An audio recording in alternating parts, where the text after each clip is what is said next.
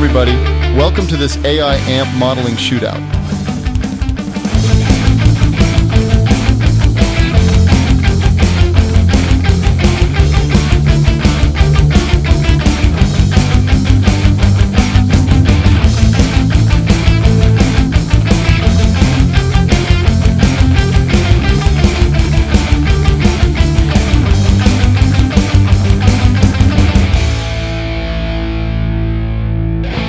We're trying to figure out which software can reproduce the sound of the Mesa Boogie Mark V best. The three contestants are the IK Multimedia Tonex, GuitarML's Proteus, and the Neural Amp Modeler, also called NAM.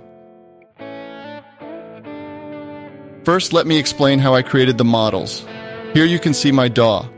In the first row, you can see the clean guitar signal that Tonex uses to create the AI model. Below, you can see a recording of the Mesa Boogie Mark V through the cab clone output of the amp. The Tonex model was created using the Tonex software.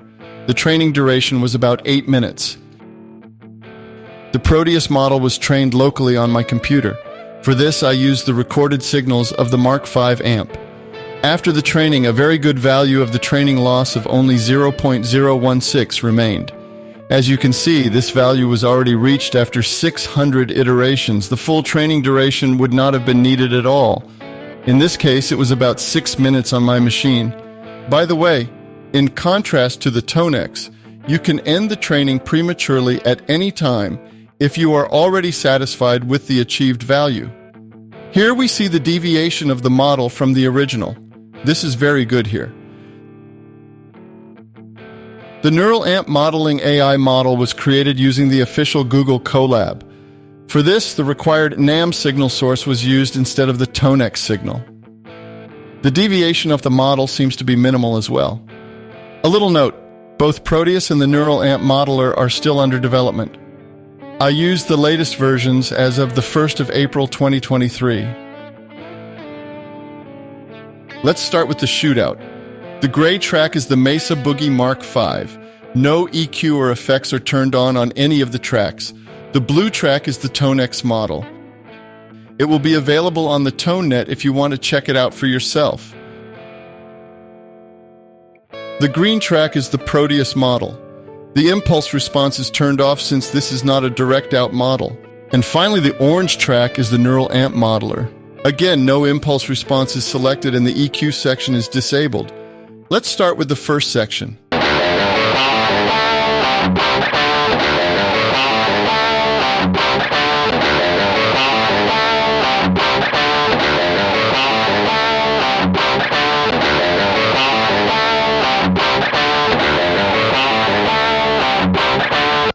Hey, wait a minute, what's going on with the Neural Amp Modeler? I thought it was a near perfect model. Well, I don't really know. I've repeated the training with different settings, more training epochs, and different amplifier settings, and the result has always been a little disappointing. Maybe it's the player. The standalone version has the same result on my computer. If any of you out there know what might have gone wrong, let me know in the comments, and I'd love to repeat the shootout sometime in the future. For now, I'll continue with the comparison, but keep in mind that there could be an error on my end or perhaps a bug on the current version of the NAM plugin.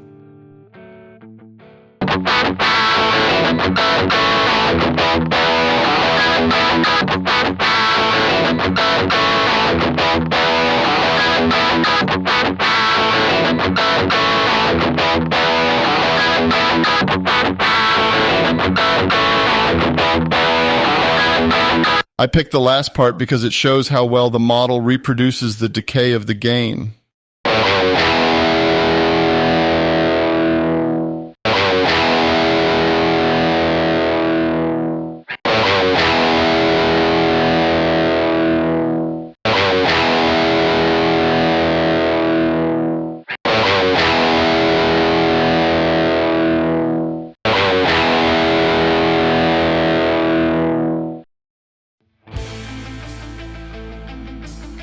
So which AI modeler sounded best?